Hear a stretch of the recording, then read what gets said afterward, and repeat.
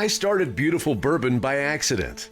On September 2nd, 2019, I took my first photo, and things kind of snowballed from there. Now more people see the Bourbcasts each week, and I continue to find myself in the blissful intersection of bourbon and photography. I'm KC, and I welcome you to enjoy this taste of beautiful bourbon.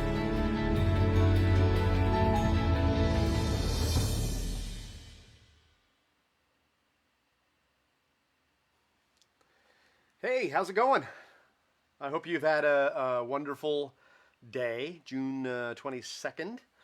And we are here. And, I kind of erroneously said last Thursday that we were wrapping up Buffalo Trace. And somebody said, what about Blantons? What about Blantons? And you're right. You're right. I should have done it. I have already done Blantons. I did it last Christmas. But Blantons, the thing about Blantons is that video just didn't turn out very good. The sound was bad.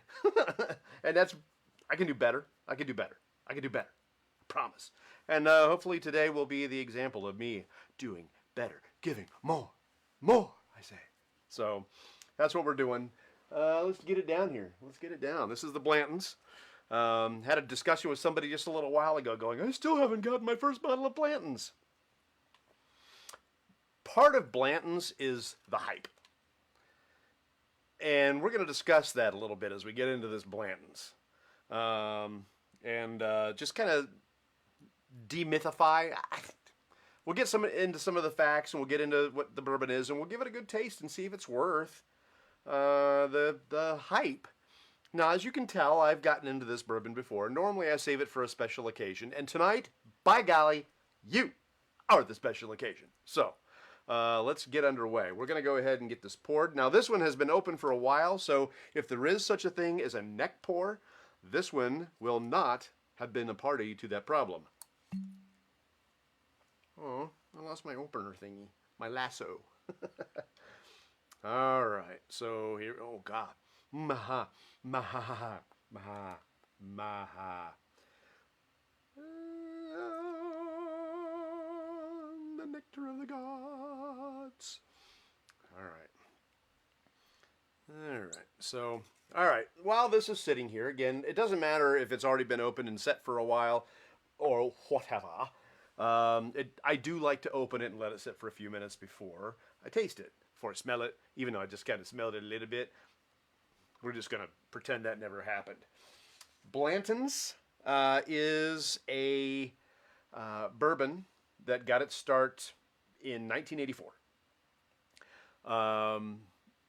Elmer T. Lee was getting set to retire and wanted to create something that was kind of a legacy. So he decided to start the very first single barrel bourbon. And at the time, the idea was kind of radical because bourbons were blended, man. Don't you know? But this being the single barrel, it was a new product. Now you'd be hard pressed to find any distillery that doesn't have a single barrel in their lineup. Most of the bigger bourbon brands, even Jack Daniel's Tennessee whiskey, has a single barrel bourbon and rye, and we've tried them here, so as well as the other stuff. Okay, why Kentucky? Kentucky, it's got the limestone that helps filter out the minerals and different things that in other places would have made it an expensive process. The other thing is it's got the soil there to create to well grow some of the biggest ingredients in Blanton's, which is the corn and the rye, the barley.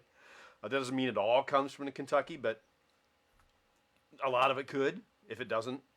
The climate, the temperatures, even the wild swings, day, night, day to day, whatever, hour to hour even sometimes. Really great for aging bourbon. Now, post-Prohibition, Colonel Blanton was having an issue with space because all of a sudden, post-Prohibition, there was a shortage on bourbon. So Colonel Blanton built Warehouse H, and that's where they put some of the extra barrels. And in time, in 1984, when this was introduced, because of the metal walls and because it was more attuned to nature, so if it was really cold outside, Warehouse H got colder than any other warehouse because of the metal walls. If it got hotter, then Warehouse H got a lot hotter than other rick houses. So since 1984, it's been the exclusive home of Blanton's Bourbon, and it's still that way to this day. And Dan's watching. Hey, Dan. Welcome to the show. We're talking about bourbon. We're talking about Blanton's. It was requested, and so here we go. We're talking about it. So we're giving a little history on the rick house and where it all came from, and it got started in 1984, the very first single barrel.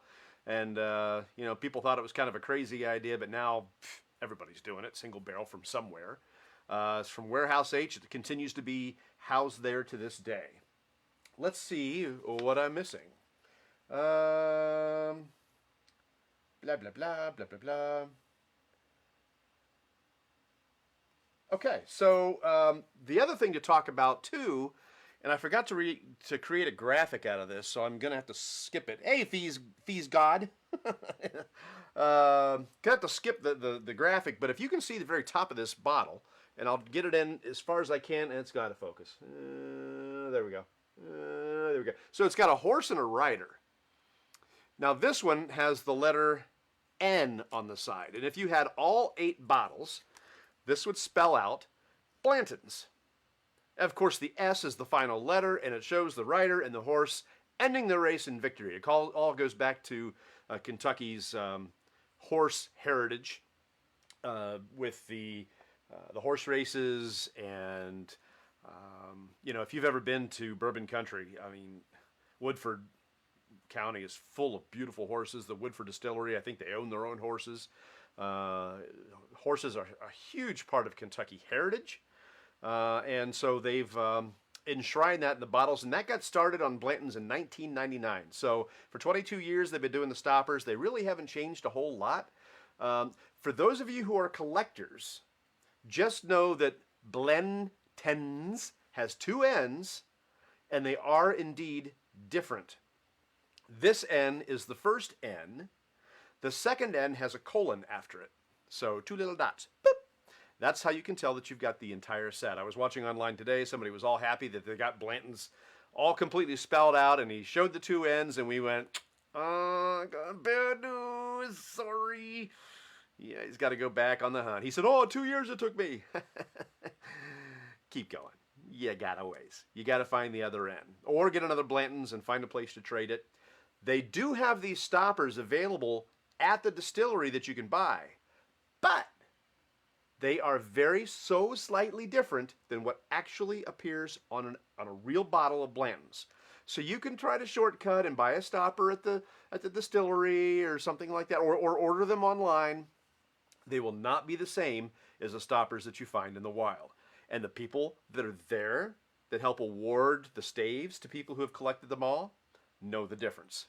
Just so you know that. Now you can order a whole nother set if you want to, just for fun, so you can display them in a different type of display.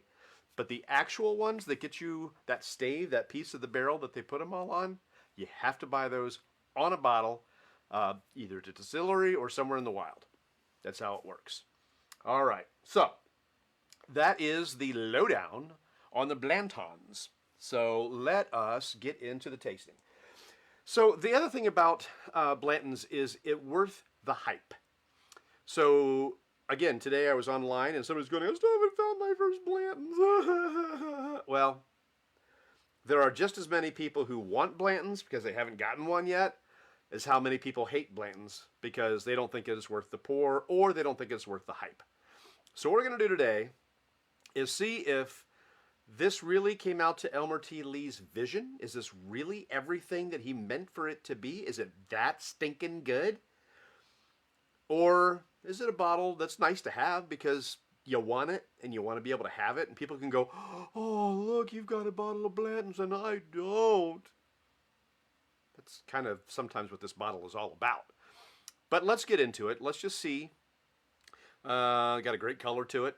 Nice amber caramel style color to it. There are other ones that are much more pale, and not a fan. I mean, may have great flavor, but I like it to look good in the glass too. So let's give it the nose. Okay, right off, there's definitely a sense of ethanol, which has probably been lowered because this bottle has been open for a while, I have very little left in this one. That's okay, I've got more. Not bragging or nothing. Yes, I am. But, well, we'll see if it's worth bragging about. We'll get into that. Here we go. It's got a little bit of a flowery nose to me. The vanilla's right out there. I'm getting butterscotch. Maybe marshmallow, which is odd because I really don't like marshmallow. But it actually is kind of nice in here. And there's just a...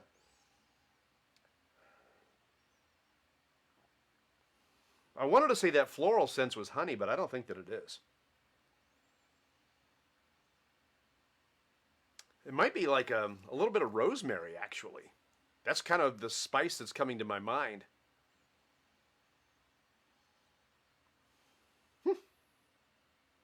And I didn't even have any rosemary for dinner. I had thyme and on my zucchini. Okay. All right, so I did print out several profiles from what other people thought of the nose. So Blanton says the creamy vanilla nose is teased with caramel and butterscotch, all underscored by familiar baking spices such as clove, nutmeg, or cinnamon. I'll go with the clove and the nutmeg. Cinnamon, I'm not really catching it on this like I would other drams. Whiskey Review says notes of citrus.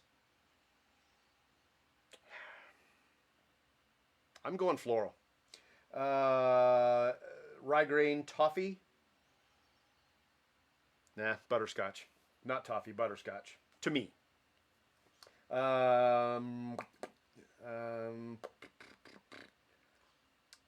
Overall, the nose is well balanced but a bit soft. Well, it may be a bit soft. It's been open for a while, and this is only 46.5% alcohol by volume, right? So 93 proof. And this one is what's available in the U.S. Now, there are other higher proofs of Blantons available in other countries. So if you're traveling and you get the opportunity, you might want to try those out, but they're not available in the U.S. I don't know why. I don't think it's going to be like that forever, but we'll see. I have a feeling that in time, they'll make that stuff available because look at all the stuff that's going out high proof and barrel proof. There will be a time that you will get Blanton's barrel proof in the U.S. Mark my words. May not be in my lifetime. I don't know. Okay, so nose, we're on the same page there.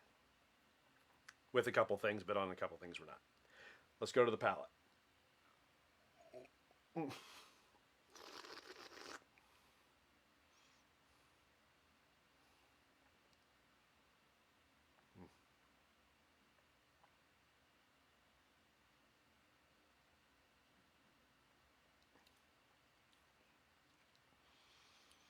See,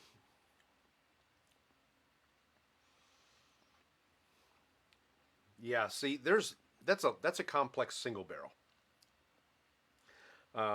That first gulp was a little big, so I'm going to do another one, just so I can try to get a handle on the flavor profile, because there was quite a bit that I sensed going in, and it just happened in such of a rush that I wasn't really able to nail down anything in specific. So let's do it again.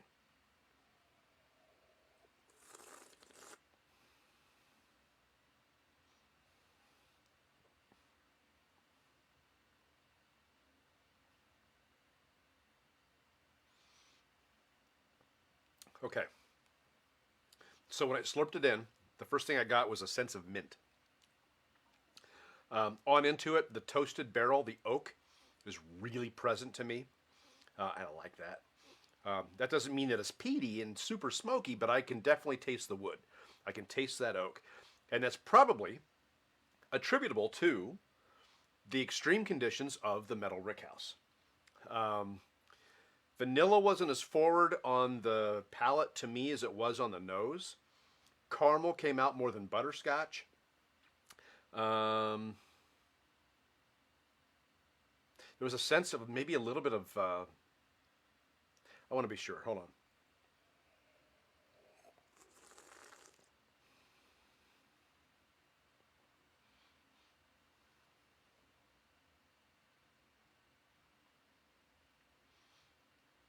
honey came out in that first sip. Um, I'm getting the cloves in the palate.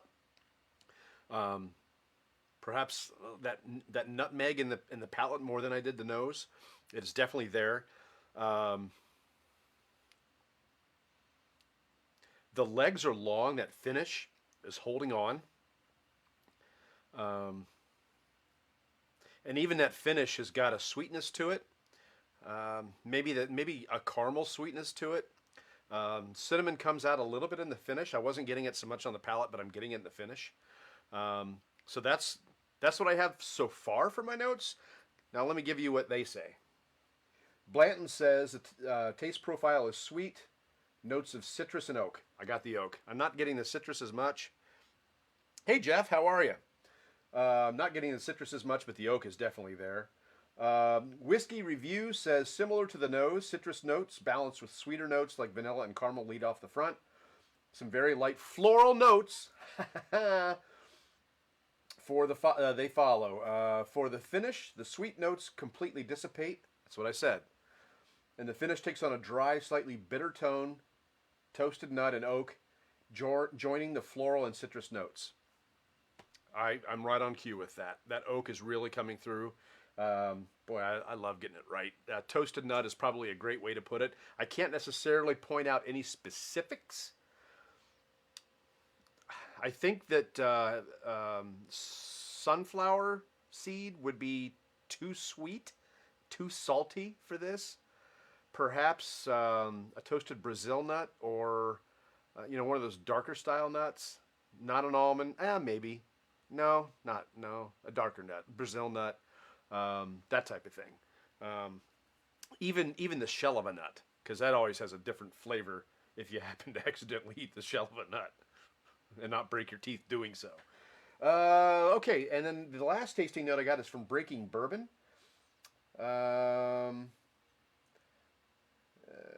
Rich bourbon taste, heavy dose of oak along with vanilla, light honey, butterscotch, and plump, juicy raisins. Okay, raisins are something I was thinking about.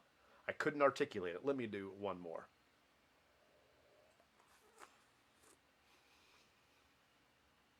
Mm-hmm.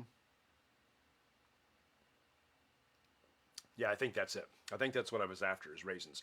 Slight pepper in the finish as well, and in the palate, but more in the finish. Maybe even a couple different peppers. Is it worth the hype? I think it is. I mean, maybe not all the hype, but is any bourbon worth all the hype that it gets? I don't know. I mean, E.H. Taylor was really, really good. I liked it. Is it better than this? It's up to you to decide. I got friends that think that it is. I got friends that think that it isn't. I happen to think that Kentucky Owl is better than Colonel Taylor's, but that was a blind test, and I'll have to do it again one of these days. I can do that, no problem. I'll do it on camera maybe one of these days. Just do a test between Colonel Taylor and Kentucky Owl. Is this worthy of Elmer T. Lee's legacy? Yeah. This is a good bourbon. This is a very good bourbon. I like this one. Rumored not to be the same recipe as Buffalo Trace, E.H. Taylor Small Batch, Stag and Stag Jr., and Eagle Rare. This may be a slightly different recipe. It's not listed as one of the bourbons that share the same recipe. So this being a single barrel, it may be a little different.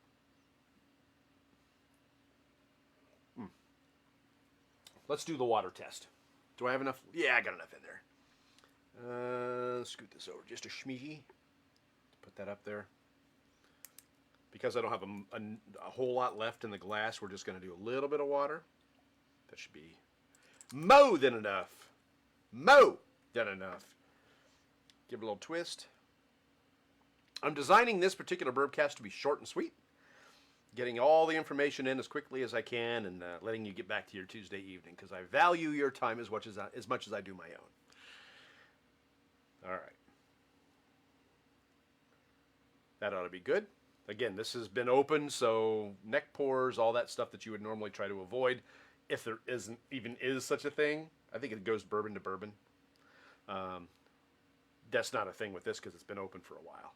I opened this last October for the first time, I think. Sounds right. So it's been open a little while. With water.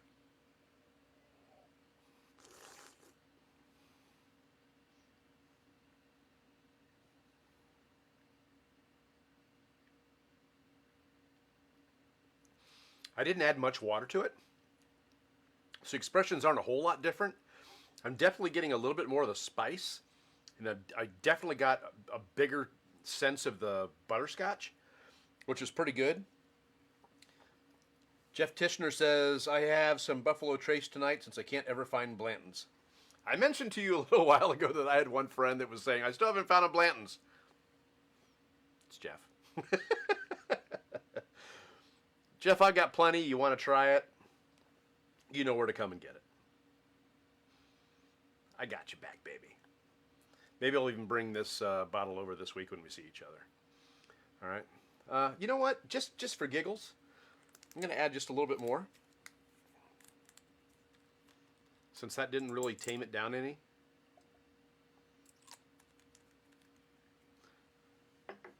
We've just got one swallow left of this anyway, so let's water it down, shall we? It's not like it's a high proof or anything. It's not like I'm dealing with the ethanol, because I'm not. The ethanol was more on the nose than it was on the palate. But it might help break through that oak a little bit that I'm getting. It might not. It might actually bring it out and make it more smoky. We'll see. I've just got like one swallow left, so this better do it. All right.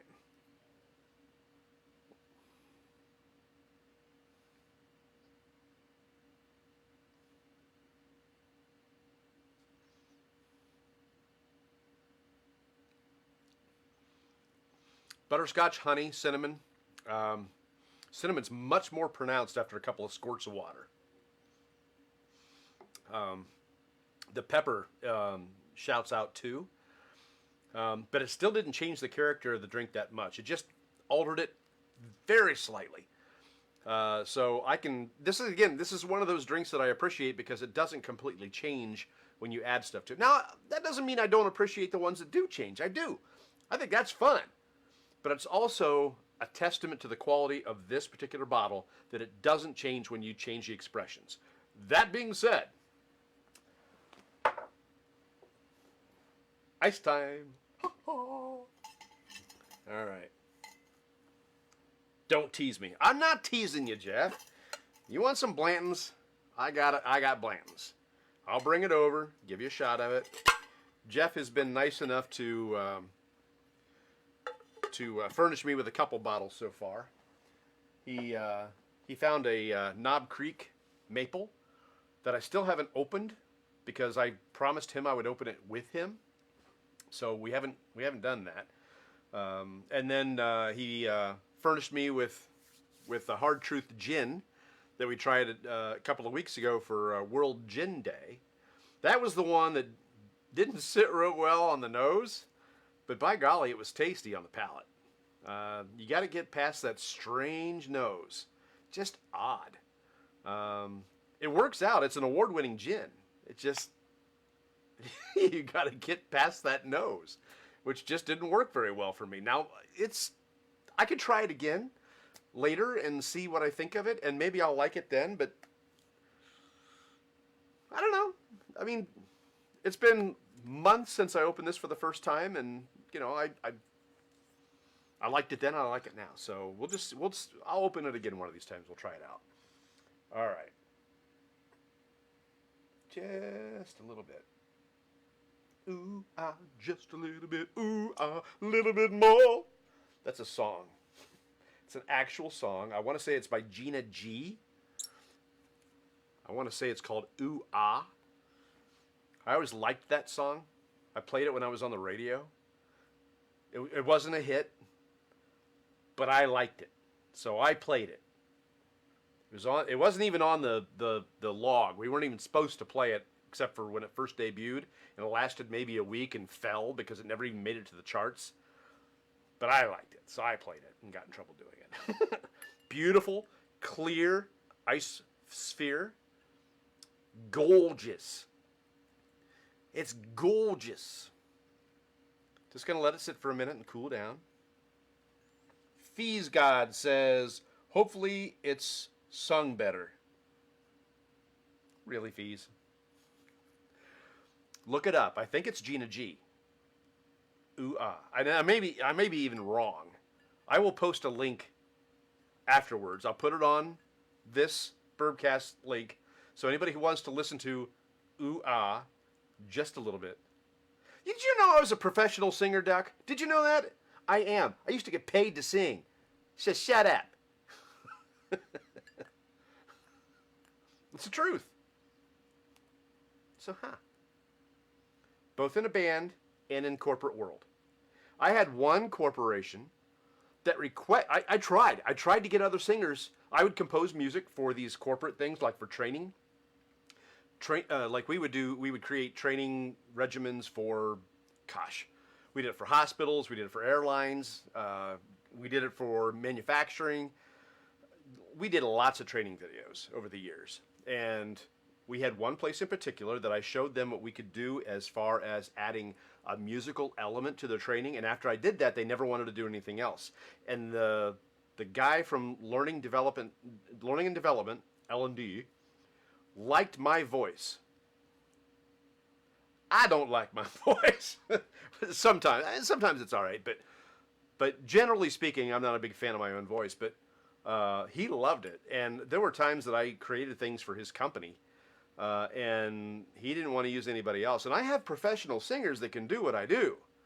I can lay down the music and they can sing it, but he wanted me to do it. So shut up. All right. All right, so Blanton's on ice, and I've let this sit a minute, so it might be just a little bit diluted, but so am I. Okay.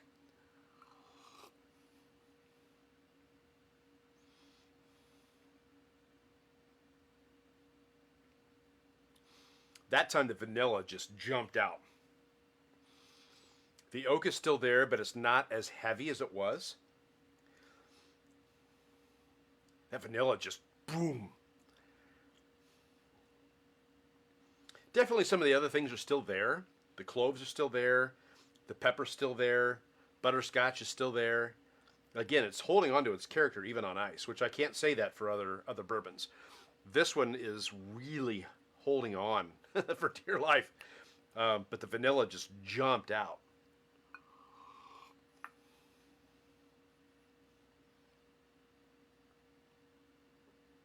That floral quality stayed with it. The oak is still definitely there, nice and present. The toasted nuts. You might even say toasted barley. Gosh, that might be even more accurate than toasted nuts, quite honestly. It's just got that cereal quality to it. It's sedate. There's not a lot there. There's other, like rye, and some of the Tennessee whiskeys that I've tried are really potent on the toasted cereal side of things. That may be a better way to describe what I'm getting off this. Instead of, see, nuts have a sweetness to it.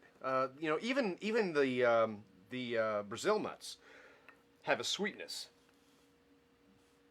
and I can't attribute that. It still has that bitterness on the back end, but it's not a bad bitter. It's not like it's that's an actual flavor profile. It's a bleat. But it's just got this dark side on the finish. That the best way that I can describe it is toasted barley or toasted cereal of some sort, which is an interesting note for Kentucky bourbon. There aren't a lot of Kentucky bourbons I would give that same note to. In Blanton's, I'm doing that, and it happens when it's neat and on water and on ice. It's there for all three, so that's been kind of fun.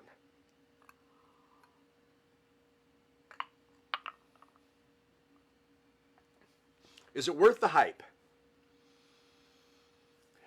Again, I go back to the thought that maybe no bourbon is worth all the hype it gets. Not the Colonel Taylor, not the Kentucky Owl, not Blanton's, none of them. But then again, it goes back to your own flavor profile. What do you like? A friend of mine has tried all sorts of different stuff and finds himself confused. He really likes low proof, sweeter bourbons. However, the Thomas H. Handy, which is Buffalo Trace's highest proof rye, he really likes. Now again, that mash bill is only 51% rye, and it's got like 40% corn in it, which is unusual for a rye. But he really likes that particular rye, even though it's higher proof. Other ryes, which are more typical to be about a 95% rye, he doesn't like. So it all goes back to what you like. What types of bourbons do you like? There's some people I see online, they ask, what should I have? What should I add to my collection? And all these people are like spouting out all these really high proof things. The Jack Daniel's single barrel, which is like 128 proof. The Stag, the rare breed from Wild Turkey, which is 112, 114, 116 proof, something like that. They always go with these high proof bourbons, which, we tried Stag last week, and it's so hot. This one is 128.4 proof. This is batch 13, but it's so hot that I didn't get a good, and it's only an 8-year bourbon. I could not get a full expression out of that bourbon until I added like probably an ounce and a half of water from my squeegee thing, from my medicine dropper. An ounce and a half, maybe even 2 ounces. I added quite a bit of water to that before I could really get a good flavor profile out of it, because it's just so hot. So when you're talking to newbies and people who prefer something not hot and something that is more savory, get rid of the high proof stuff and recommend the stuff that has a great flavor to it. Blantons, no matter how you feel about Blantons, this has a great flavor to it. It's unique. There's nothing else quite like it. It holds its flavor through neat, water, and ice. Should not be used in a cocktail. It's just too expensive and it's even not even that bad. It's about $50, but it's too expensive and too hard to find to put in a cocktail. If you're looking for something for cocktails, get something that you want to use for cocktails. Get Bullet, get Elijah Craig, Old Forester, Bottled and Bond. They're all low. Get Evan Williams Bottled and Bond. These are all bottles that are really good, but really low in price. Very Old Barton, Old Fitzgerald, Ezra Brooks 90. All of them, Old Grandad Bonded. All of those are great in cocktails. Larceny. It's a wheated bourbon. Really tasty in cocktails. Use that instead. So this has been my review of Blanton. Somebody asked for it, so I did it. This is the second time I've gone through Blanton's, but it does finally wrap up our Buffalo Trace tour. I don't have other Buffalo Trace products on me. I can't do Benchmark. I can't do George T. Stagg. I can't do Thomas.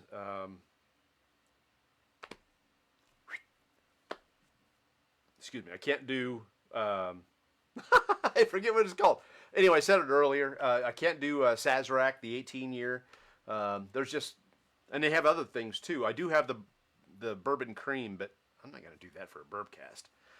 Handy, Thomas H. Handy. So I don't have all those in stock. The ones I have in stock, I've tried for you. And if you have curiosities about the Saz, the Baby Saz, or the Stag, or the Eagle Rare, or Blanton's, or Buffalo Trace, or E.H. Taylor Small Batch, go back and watch them and see what your thoughts are on those particular bottles. We will be back on Thursday at 7:30. We've been kind of promoting the idea that we're going to be tasting Chicken Cock, the bourbon and the rye. We will do both we'll do it neat, on ice, and with water. I don't think, considering I've got two different bottles, the bourbon and the rye, to try, that I'm going to be doing anything cocktail-wise. we'll probably be sitting right here in the dungeon going through those things. But that's going to be on Thursday for the Bourbcast. The regular Bourbcast at 7:30, so be watching out for that. I have yet to be inspired on a photo I want to take, so be watching for that. That'll be coming up, obviously, in the next couple of days because it's only 2 days away. So, but be watching for that. I appreciate that you've joined us for this series and that you've joined me on this very special day where we take this Tuesday and taste Blantons again after all this time. In time, I'd like to go back and visit some of these other ones that I've opened, like the Kentucky Owl and the McKenna 10-year. Might be fun to go back to those, but I didn't detect a neck pour in either one of those. They're still delicious to this day. The Kentucky Owl, like I said, I do want to go back and do a back-to-back with E.H. Taylor. That will happen someday, and I'm looking forward to it. In the meantime, thank you. Oh, I'm slumping down in my seat. Sorry. I'm not exactly using my best posture. How's that? Now my head's cut off. All right. So, hey, thank you again for watching. I do appreciate it. Have a great Tuesday, a great July 22nd, and a great rest of the week. And we will see you on Thursday.